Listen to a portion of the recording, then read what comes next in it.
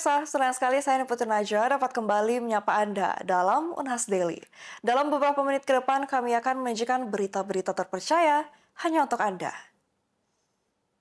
Di tengah semakin mendesaknya isu perubahan iklim dan pesatnya perkembangan teknologi, para ilmuwan dan praktisi dari berbagai negara berkumpul untuk berbagi pengetahuan serta inovasi terbaru.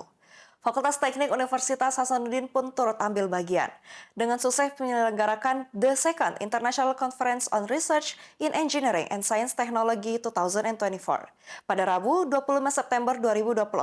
Simak berita selengkapnya.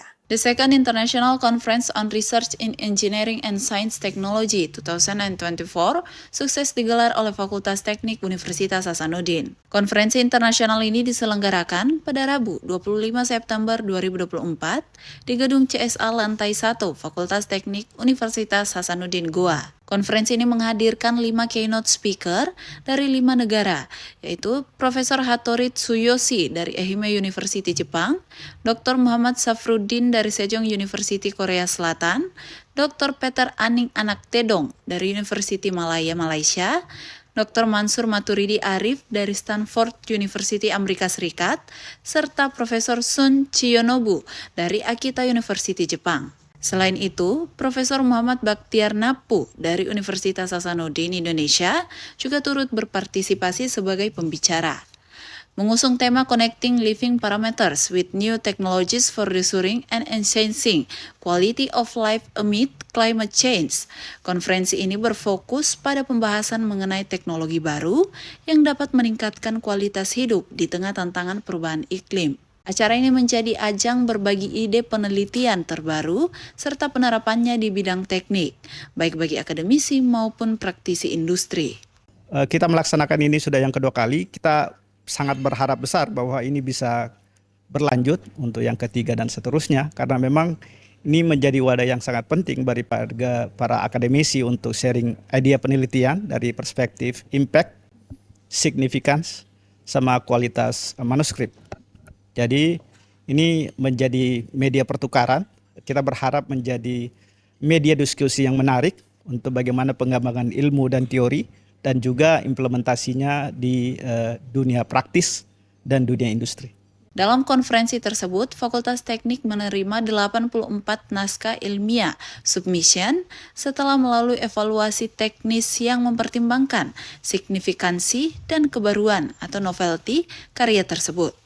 Terpilih 72 makalah yang dipresentasikan oleh peserta dari berbagai negara, termasuk Jepang, Taiwan, Malaysia, dan Indonesia. Dengan 80% peserta berasal dari Indonesia. Salah satu pembicara dari Universitas Hasanuddin membahas tentang tantangan dan tren penggunaan energi terbarukan di Indonesia, khususnya di sektor pembangkit listrik dalam upaya melawan perubahan iklim.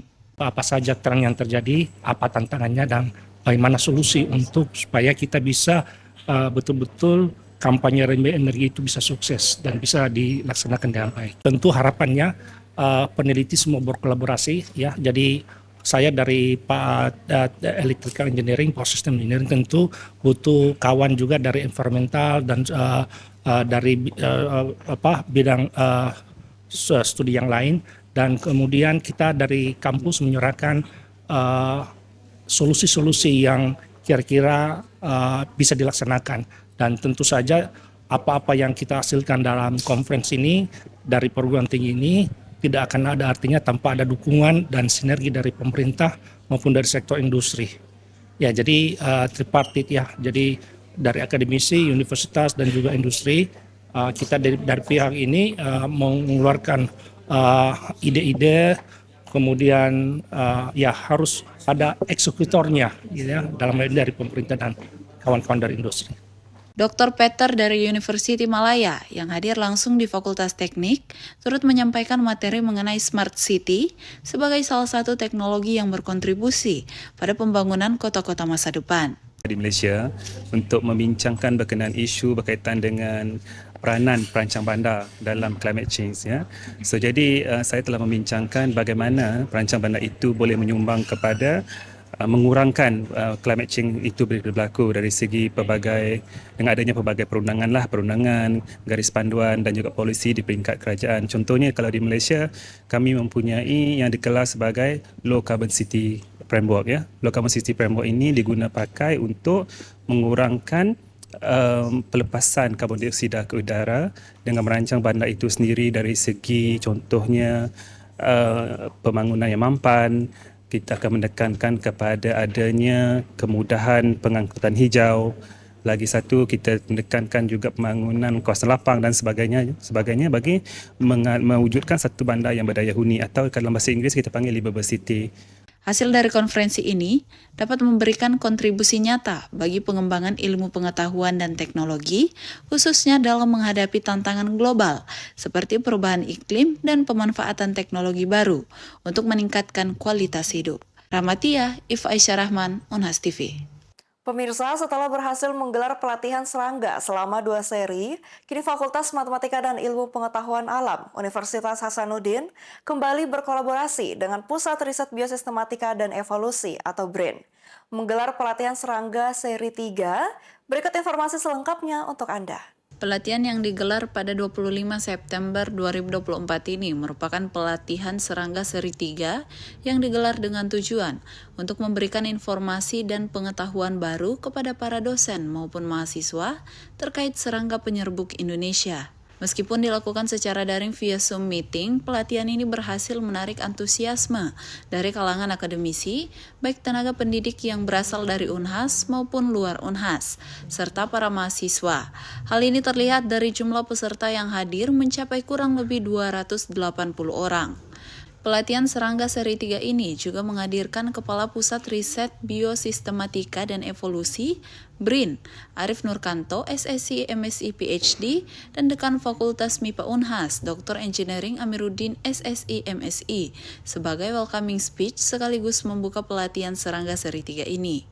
Tak hanya itu, pelatihan ini juga menghadirkan 3 pemateri dengan topik yang berbeda, yakni Dr. Juni Janti Pegi MSc, yang hadir membawakan materi dengan topik identifikasi kupu-kupu Lepidoptera papilionoidea, menggunakan panduan identifikasi pada aplikasi Kupunesia. Dilanjutkan materi dari Profesor Dr. Hari Sutrisno dengan topik identifikasi Lepidoptera, dan materi terakhir dibawakan oleh Dr. Syahribulan MSI dengan topik masa depan kupu-kupu Sulawesi, ancaman, tantangan, dan keberlanjutan. Akhir dari rangkaian pelatihan serangga seri 3, serangga penyerbuk Indonesia, yaitu tanya jawab antar peserta dengan pemateri dan foto bersama. Andrea Reren Karina, Unhas TV. Sidang Majelis Umum PBB kembali berlangsung di markas PBB di New York. Indonesia kembali diwakili Menlu RI Retno Marsudi yang segera diangkat menjadi utusan khusus Sekjen PBB untuk isu air. Sementara Joe Biden memberi pidato terakhirnya sebagai Presiden Amerika Serikat dalam forum ini. Isu-isu apa yang mengemuka? Selengkapnya dilaporkan tim VOA dari Washington DC. Dalam pidatonya dalam sesi debat umum sidang Majelis Umum PBB, Presiden Amerika Serikat Joe Biden mengangkat kembali pentingnya pendekatan multilateralisme untuk menuntaskan berbagai persoalan dunia. Things can get better. We should never forget that. I've seen that throughout my career.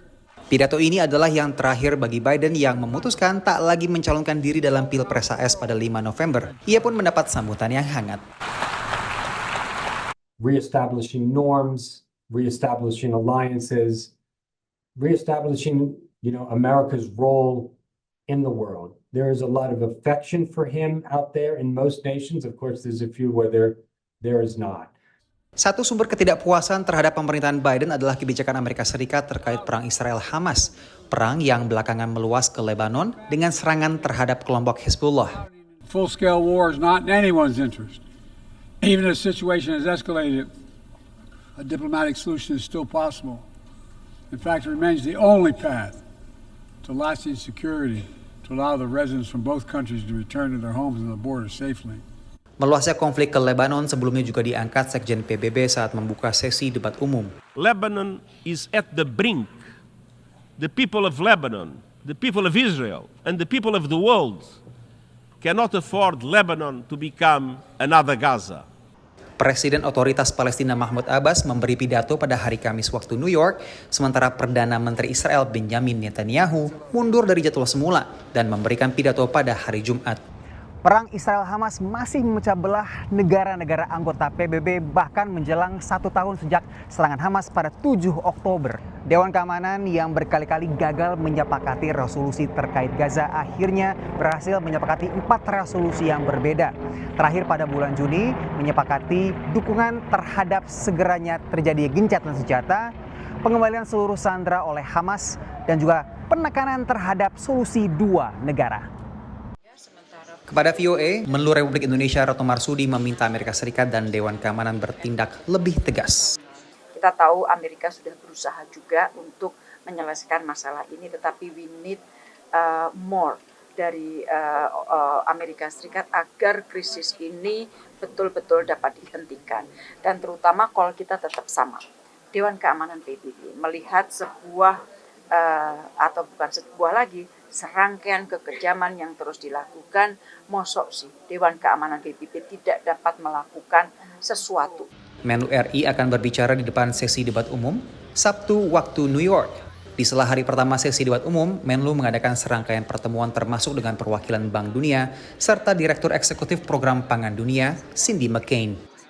Dari markas PBB di New York, Randy Wucaksana dan tim VOA. Pemirsa, berita tadi sekaligus menutup perjumpaan kita pada hari ini. Jangan lupa untuk terus saksikan Unhas Daily hanya di Unhas TV. Saya Putri Najwa, mewakili seluruh kru yang bertugas pamit undur diri dan sampai jumpa.